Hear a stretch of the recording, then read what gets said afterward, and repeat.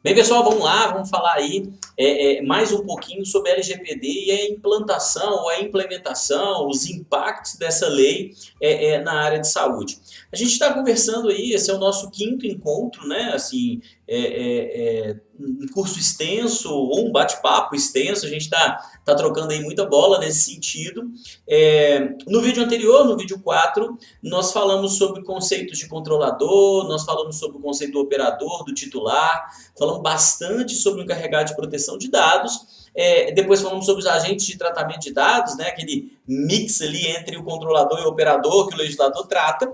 Isso foi legal de tratar, a gente conseguiu ali falar um pouquinho sobre a história do encarregado, como que ele vai se comportar, as obrigações que ele tem, o perfil, como contratar. Deu para discorrer um pouquinho sobre isso.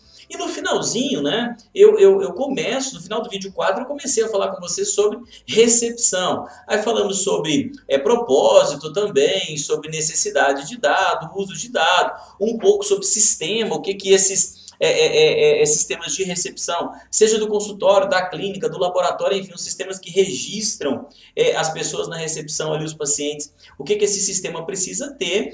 E a gente começou a falar um pouco sobre consentimento. Então invadimos aí essa esfera da base legal e é um assunto que merece, né, da nossa parte, merece um pouco de cuidado.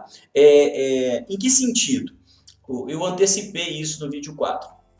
Tem sido muito comum algumas pessoas me procurarem, ou a gente lê em alguns artigos um estímulo ao uso do consentimento como solução para a conformidade LGPD. E aí é preciso ter muita cautela, né? O uso do consentimento ele é para situações específicas, não é ilimitado e não quer dizer que é a bala de prata, né? Então o consentimento ele tem que ser bem tratado, especialmente porque é uma base legal. Eu vou falar bastante do consentimento nesse nosso encontro hoje. É uma base legal que, além de prever requisitos, né, ele tem ali condição, a questão do consentimento livre, esclarecido, informado, ele tem a característica ou a condição da revogabilidade. Ou seja, se eu peço o consentimento, eu também afirmo ao titular que ele pode revogar aquele consentimento. Então, não me parece, e aí nos autores que tenho lido, todos são no mesmo sentido, não me parece ser autores sérios, tá? Não me refiro simplesmente a publicações de redes sociais, não. Estou me referindo a autores sérios. Que eu recomendo para vocês, e lá no finalzinho eu vou tomar liberdade, aí, tomar emprestado a autoridade de alguns deles, que eu tenho me apropriado aí da oportunidade de ter acesso à obra deles, e vou no final nesse nosso encontro, a gente deve falar isso lá pelo vídeo 15, vídeo 20, enfim, eu vou apresentar para vocês um pouco dessa bibliografia, de quem são os autores que eu tenho lido, quem que é o pessoal que eu realmente tenho amparado aí o meu trabalho, né? Enfim, mas esses autores, eles concordam que a base legal consentimento não seja a bala de prata, né? Que a gente precisa, de alguma maneira, dentro do que for possível, até evitá-lo. A gente vai falar disso nesse vídeo hoje, nesse encontro, e falar de todas as outras bases legais, que é o mais interessante desse nosso encontro. É realmente falar das demais bases legais e falar o que é base legal, enfim, vamos discutir isso daqui para frente, né? Então, se a gente pegar aqui o que a gente tem de legislação, deixa eu passar para minha colinha aqui, que eu tinha preparado e a minha colinha deu uma fugidinha de mim. Isso, pronto, base legal aqui, ótimo, vamos lá. Eu tenho, claro, estou pegando a cola aqui no meu material, o material que eu uso no curso, que é o curso que nós fizemos esse curso já em algumas regiões, como eu disse no primeiro vídeo, então estou trazendo esse curso aqui para o YouTube para realmente aproveitar esse momento do Covid e deixar todos vocês com acesso a essa informação de uma forma dinâmica, fácil e disponível, né? Tem muitas restrições aí para ter acesso, como inscrição, CD cadastro, nada disso. Acho que a gente está falando de LGPD, a gente tem que ter cuidado. Bem, o que é base legal? Está lá no artigo 7º da lei, né? Na base legal, o instrumento, né, que o controlador vai se valer para justificar o processamento do dado. ou para calçar, para balizar o processamento daquele dado. A legislação, ela traz então 10 motivos, né, 10 bases, 10 sustentações que justificam o uso legal de dados pessoais. E esses 10 incisos, eles estão organizados da seguinte forma e são as seguintes bases, né? Inciso 1, consentimento. Inciso 2, cumprimento de obrigação legal. Inciso 3, pela administração pública, então o uso dos dados pela administração pública. Inciso 4, estudo por órgãos de pesquisa. Inciso 5, execução de contratos. Inciso 6, exercício regular de direito, a gente vai falar bastante sobre ele. Inciso 7, proteção da vida. Inciso 8, tutela da saúde. Inciso 9, interesse legítimo. Esse na saúde nós vamos usar muito, né? Já antecipando aqui, vamos usar muito, né? E por fim, proteção ao crédito. Então eu quero agora discorrer sobre cada um deles de uma forma breve, não vou esgotar o assunto, mas aplicá-los no nosso negócio saúde para a gente entender que para cada ação que a gente tem de uso de dado, nós vamos precisar aplicar uma base legal. É curioso dizer que no final do inciso 9, o legislador ele comete, na minha opinião, um equívoco ao utilizar a expressão ou. Então, quando ele coloca no final do inciso 9, já antecipando aí a expressão ou, em tese, ele estaria dizendo que só é possível o uso de uma única base legal das 10 disponíveis. Eu, particularmente, discordo.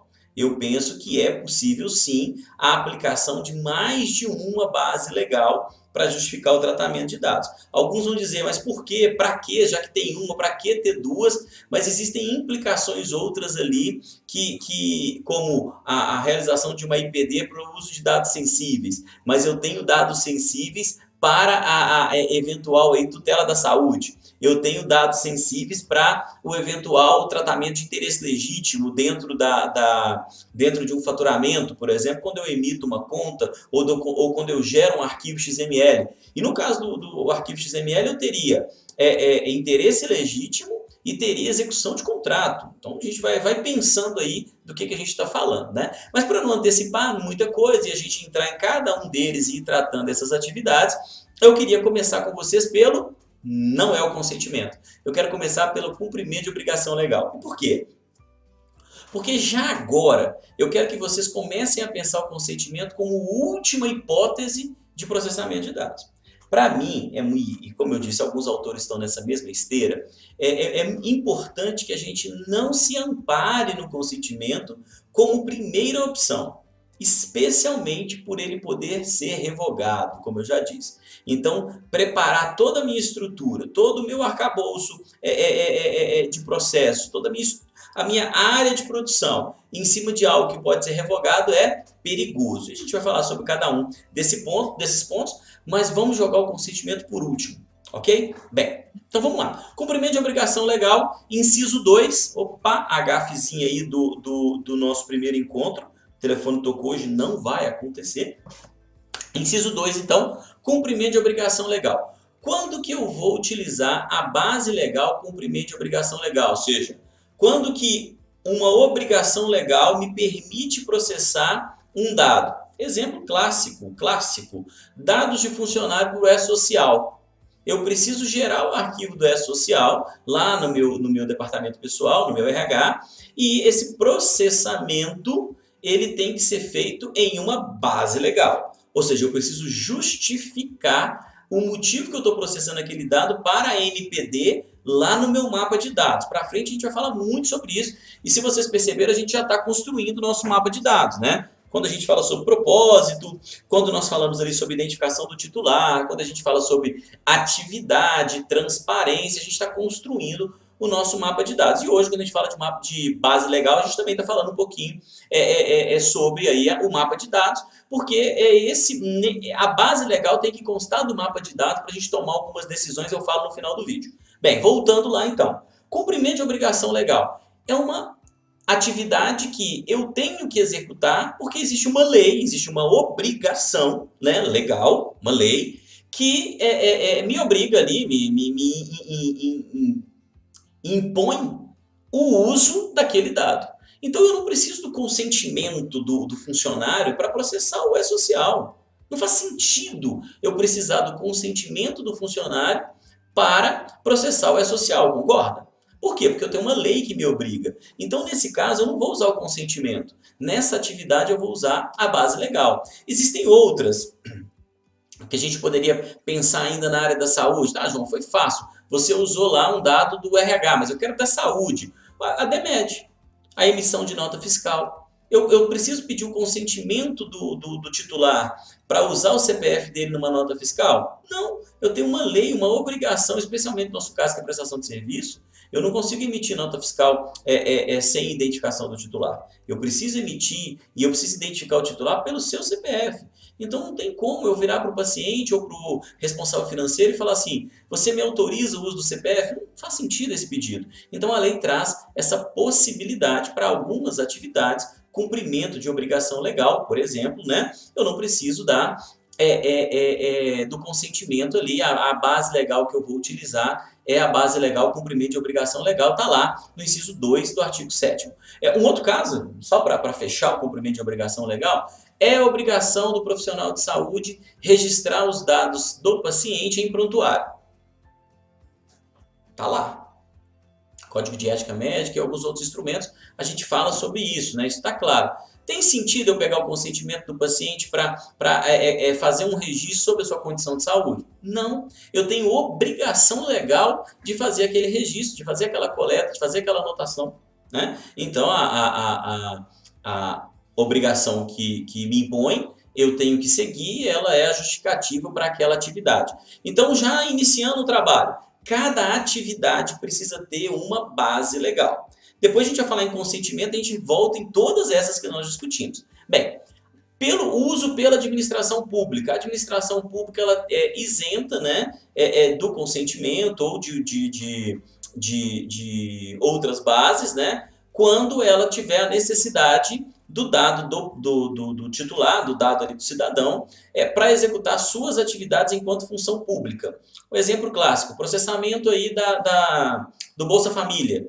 Então, eu tenho que ter os dados das pessoas, os dados do cidadão, pela atividade pública, então ele não precisa pedir o consentimento para aquilo. Então, terceiro, ou inciso 3, né, do artigo 7º, pela administração pública. Então, essa é uma base legal que nós, nos hospitais, não vamos utilizar. Não é o caso aqui de pela administração pública, hospital público, tá, gente? Isso é outra coisa. Depois a gente vai falar sobre isso. Mas não é esse o caso. O caso aqui é o uso o tratamento de dados pela administração pública, dispensa o consentimento, por exemplo. Bem, o 4 é estudo por órgão de pesquisas.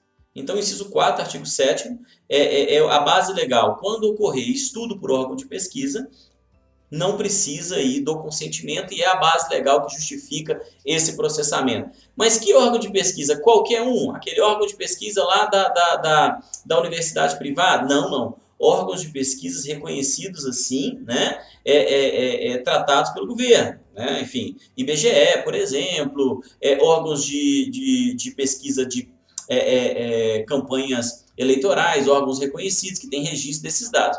Mas existem algumas condições, né? Eles não podem publicizar esses dados, né? Esses dados não podem sair lá que o João tem tal opinião a respeito disso. Esses dados eles precisam, quando compilados, serem divulgados de forma anonimizada e já antecipando, anonimização, minimização, pseudonimização são itens do nosso próximo encontro, no nosso próximo vídeo, tá? Então já dando um spoiler para vocês aí. Então os dados precisam ser anonimizados para que eles sejam tratados aí como divulgação. Mas esses órgãos eles podem basear-se aí no inciso 4 do artigo 7º para executar suas atividades aí de tratamento de dados, de processamento, compilação, guarda, enfim, tá? Execução de contrato, inciso 5, é uma outra motivação, uma outra base legal que justifica o tratamento de dados. Então, o cuidado que a gente precisa pensar é execução de contrato. Execução de contrato, a lei trabalha desde que solicitado pelo titular. Então, o titular vem até a instituição de saúde solicitar uma prestação de serviço e eu preciso ali compor um contrato a pedido dele. Então, eu não tenho que pedir o consentimento dele para usar o dado no contrato. né, um contrato ali de internação, um contrato de prestação de serviço, eu já tenho ali como premissa, inclusive premissa da lei de contratos, né, que as partes cedam seus dados para que elas sejam identificadas e se responsabilizem, né, ou assumam seus compromissos ali na sua qualificação. Então, o tratamento de dados para a execução de contrato é possível, então não preciso do consentimento. Execução de contrato, então, é uma base legal que me justifica o processamento de dados naquela atividade ali, formação do contrato, prestação de serviço.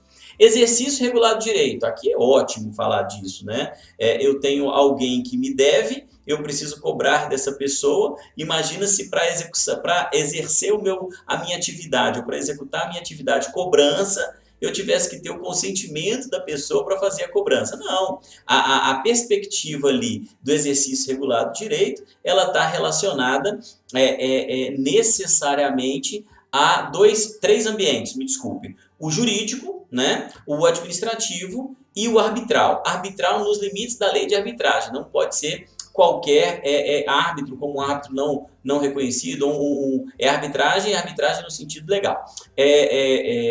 Então, para exercer um direito, né, um direito meu judicial, eu posso ali promover uma ação e tratar os dados daquela pessoa na composição da minha petição inicial. Eu não preciso do consentimento dela para isso. Seria absurdo se a gente pensasse nisso. Existe um autor que usa um exemplo que é ótimo, né, que era o mesmo, punir o contrário, era o mesmo que punir o boxeador, né, por lesão corporal, né? É uma excludente de ilicitude, né?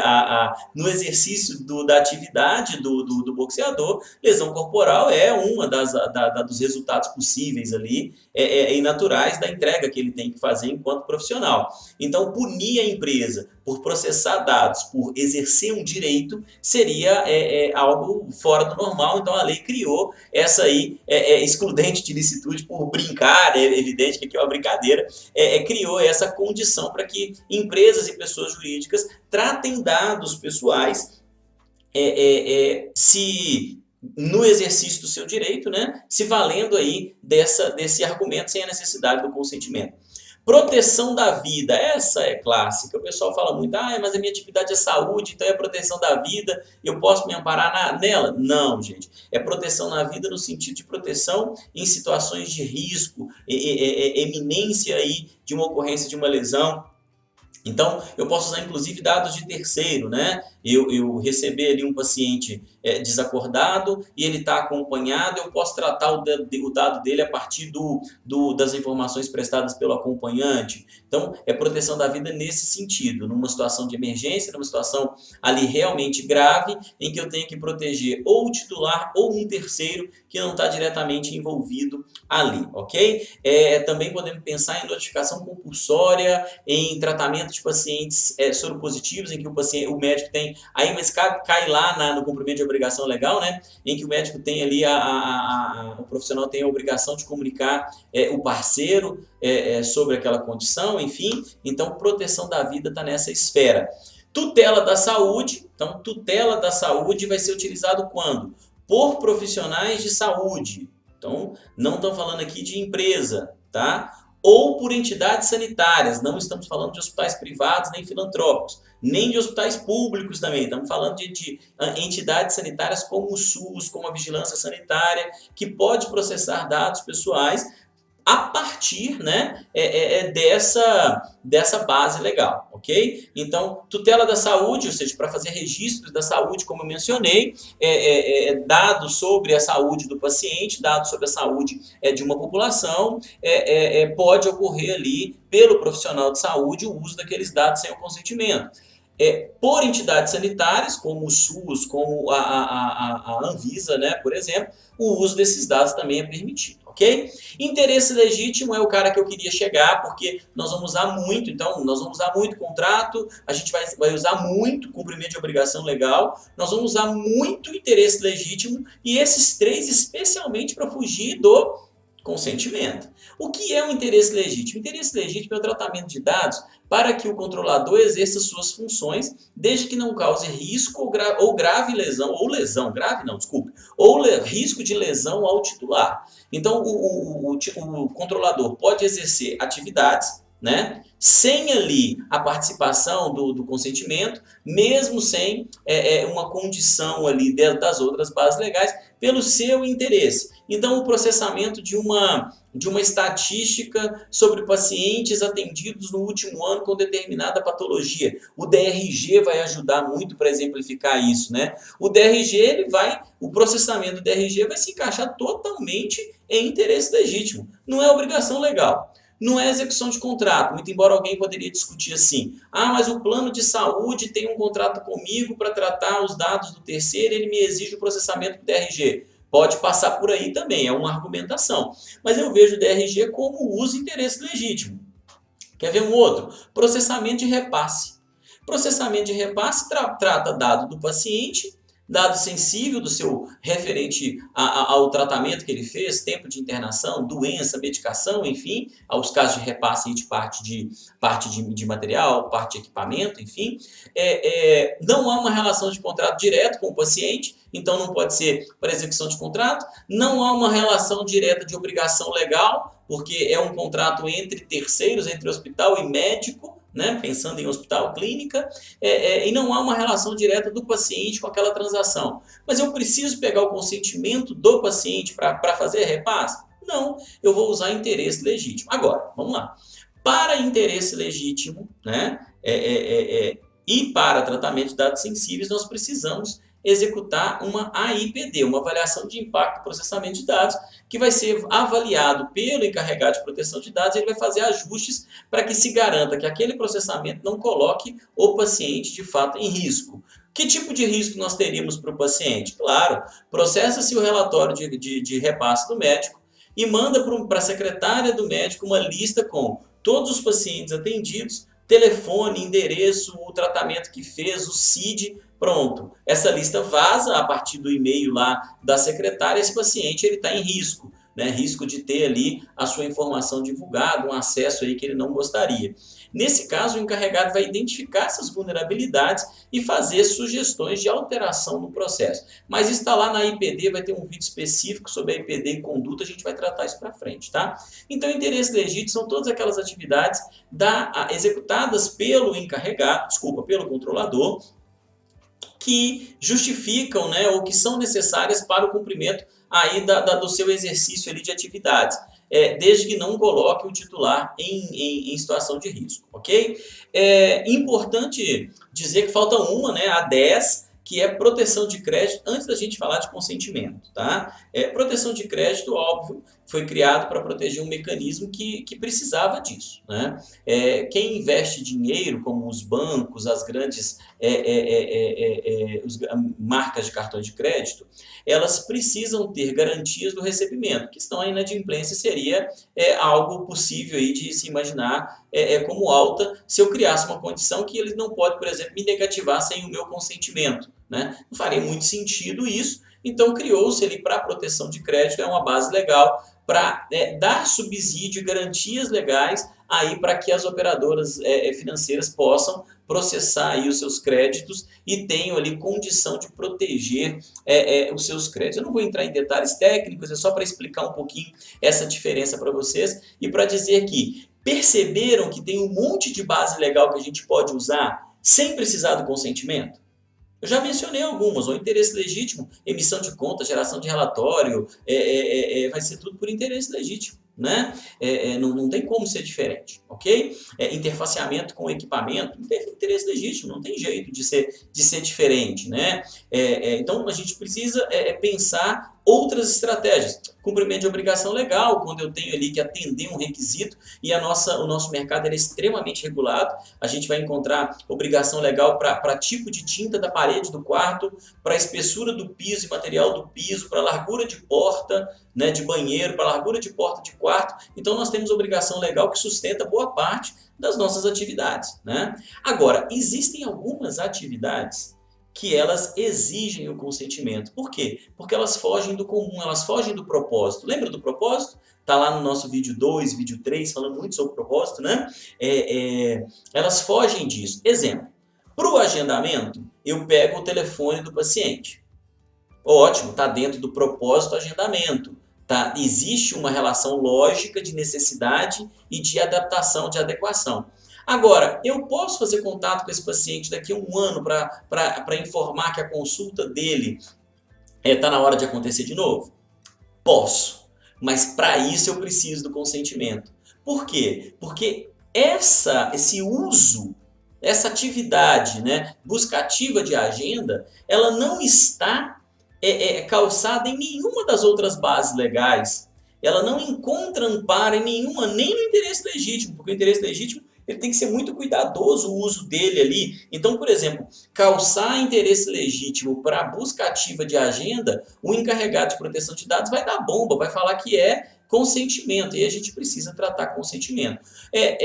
Então, esse é um exemplo de uso de consentimento. O consentimento, como eu disse, ele pode ser revogado, ele está lá no inciso 1, e eu queria que vocês tivessem atenção, eu estou tomando emprestado aqui um autor, e já antecipando aqui, porque eu estou pegando uma colinha, é o Márcio Cotes, Lei Geral de Proteção de Dados comentada, Márcio Cotes e Ricardo Oliveira. Gosto muito desse material, recomendo a leitura de todos, tá?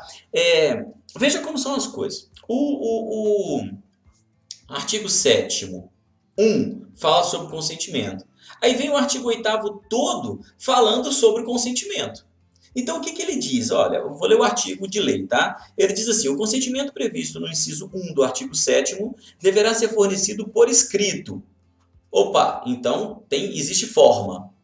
Ou por outro meio que demonstre manifestação de vontade do titular. Então, eu tenho ou na história. Então, como que eu pego o consentimento? Porque eu vejo muita gente preocupada em ter aquele monte de papel ali com o consentimento. Gente, vamos começar a usar a tecnologia. Eu posso virar para o paciente está na minha recepção, eu peguei o e-mail dele, o telefone dele para o agendamento. Usei dentro da atividade naquele propósito. Quando eu estou atendendo aquele paciente, eu posso virar um tablet para ele, ou posso pegar com ele ali uma confirmação do atendimento, e na confirmação do atendimento, eu convidá-lo a fazer parte aí de um programa de relacionamento, em que ele vai ceder o dado, dando o consentimento dele, de forma eletrônica, tecnológica. Olha que inteligente de colher o consentimento, né? Não precisa ser por papel. Claro que eu preciso demonstrar que isso foi feito dessa forma. E aí, seguindo aqui, nós podemos ainda citar, além do artigo 8º, eu queria que vocês tivessem atenção ao artigo 9º, né? 9º, parágrafo 2º, que diz o seguinte: na hipótese em que o consentimento é requerido, se houver mudança na finalidade para o tratamento de dados, né, ele precisa ser refeito. O que é mudança na finalidade? É esse cuidado que a gente está tendo. Quando eu pego o consentimento do paciente para uma determinada atividade, eu tenho que ter o cuidado de entender que eu estou pegando para aquela atividade. Então, mesmo o consentimento, ele precisa ser tomado baseado em uma atividade. E, pessoal, se essa atividade mudar, tem que refazer o consentimento. Mas não refazer o consentimento por refazer o consentimento. Eu tenho que refazer, inclusive, as orientações para o meu paciente no que diz respeito aí à atividade, à transparência. E falando em atividade e transparência, é importante que vocês pensem o seguinte: independente da base, isso tem que estar lá no seu mapa de dados, tem que estar no treinamento da sua equipe. A gente falou sobre isso lá no vídeo 2, quando tratávamos recepção, aliás, no final do vídeo 1, do vídeo 3, quando tratávamos recepção. Independente da base legal que vocês forem utilizar, ok? Independente, a transparência junto ao titular é indispensável.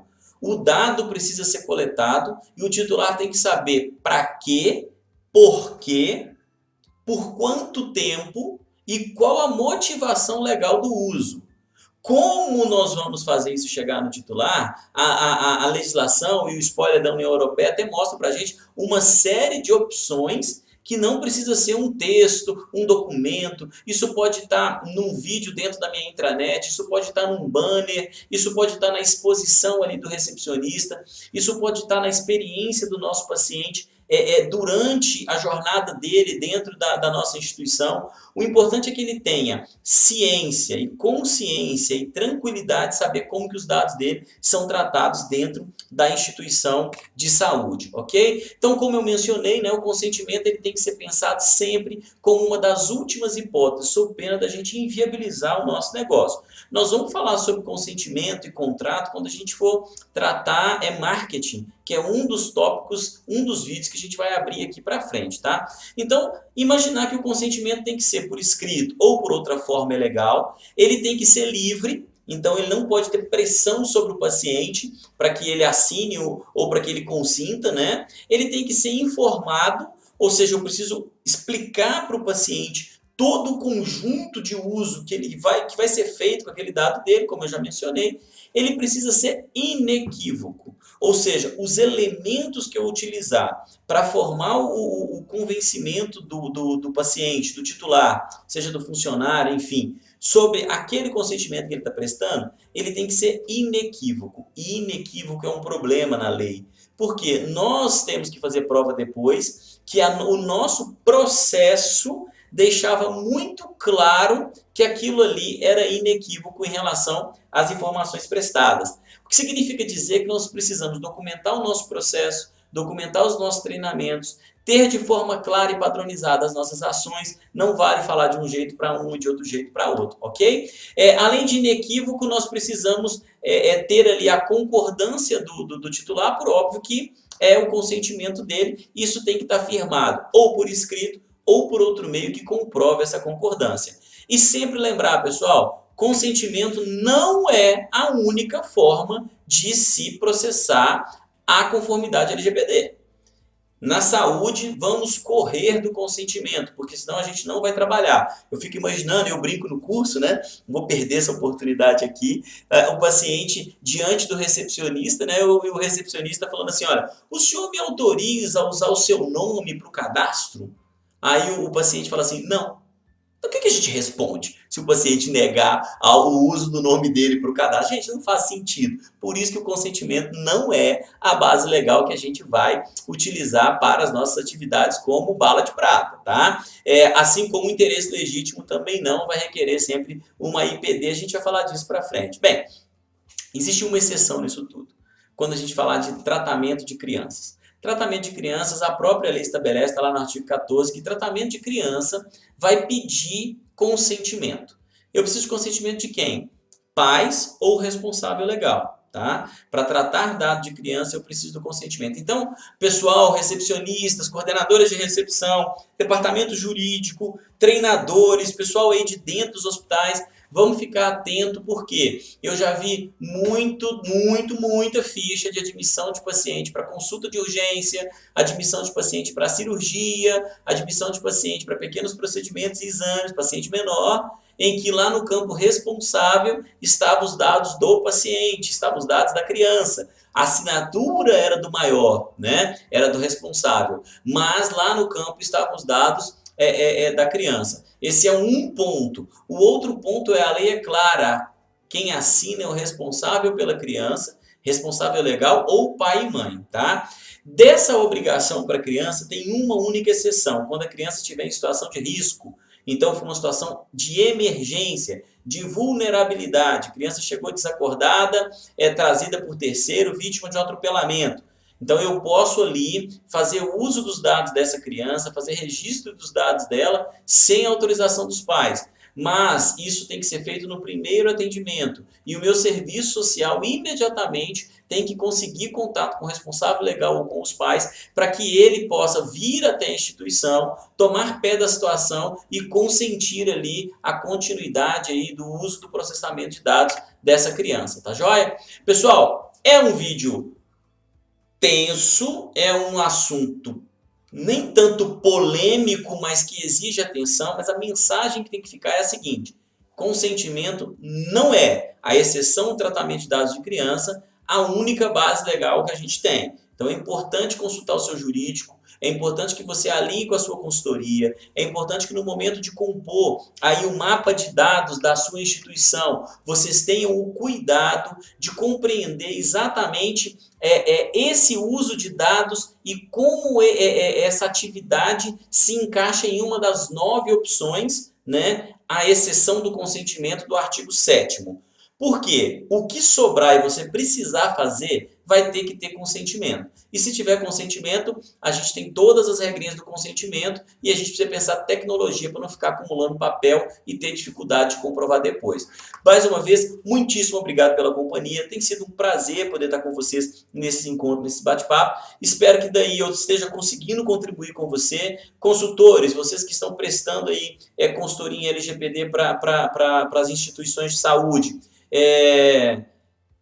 Utilize o vídeo, veja o que pode ser aproveitado, leve isso para os treinamentos. É importante que a gente faça, de fato, a LGPD se transformar ou ter uma conduta um pouco mais presente dentro das instituições. Não pela lei como a lei, falo isso lá no primeiro vídeo, mas pela lei como um incentivo ao uso adequado dos dados das pessoas. Sempre aquela frase, né? Somos responsáveis pelos dados que coletamos, né? E isso tem que estar cada dia mais presente. Mais uma vez, obrigado pela companhia e amanhã falamos sobre minimização, falamos sobre pseudo-anonimização e anonimização. O próximo vídeo vai estar bem legal, porque começamos a fugir um pouquinho ou criar algumas novas alternativas aí para as dificuldades que eventualmente a LGPD nos impõe. Um abraço forte, até mais!